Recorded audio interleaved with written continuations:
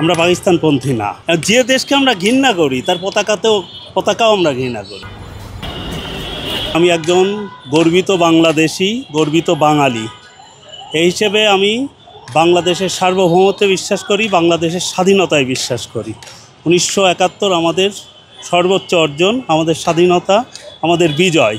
সেই হিসেবে পাকিস্তানকে আমরা ঘৃণা করতেই পারি এবং এইটাই আমি চাই জেনজি এটা সঠিক কাজ করছে। আমরা বাংলাদেশপন্থী, আমরা পাকিস্তানপন্থী না। আসলে পাকিস্তানের জায়গাটা তো ঘৃণারই জায়গা আমাদের সবার মনে। যারা অন্তত স্বাধীনতার পক্ষের বাংলাদেশি বাঙালি তারা তো পাকিস্তানকে ঘৃণা করবে, এটাই স্বাভাবিক এবং তারা হয়তো সেটাই দেখাচ্ছে পাকিস্তানের পতাকাকে। আর এটা হলো ডিসেম্বর মাস, বিজয়ের মাস, এই মাসে পাকিস্তানকে ঘৃণা করবে, এটাই স্বাভাবিক। এটা অস্বাভাবিকতার কিছু নেই এবং এটা ঠিক করছে, আমার মতে এটাই ঠিক করছে। ভারতের সাথে আমাদের দেশের এমনি দ্বন্দ্ব থাকতে পারে বিভিন্ন রাজনৈতিক ইস্যুতে, কিন্তু ভারত তো ক্রাইম পার্টনার না।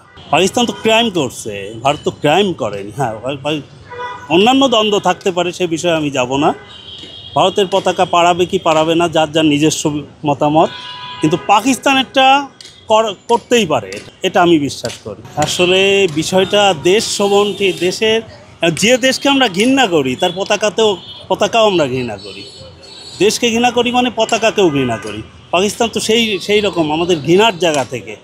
পতাকাটা তো জাস্ট একটা সিম্বল।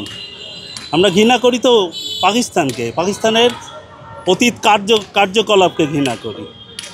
এটা অস্বাভাবিকতার কিছু নয়।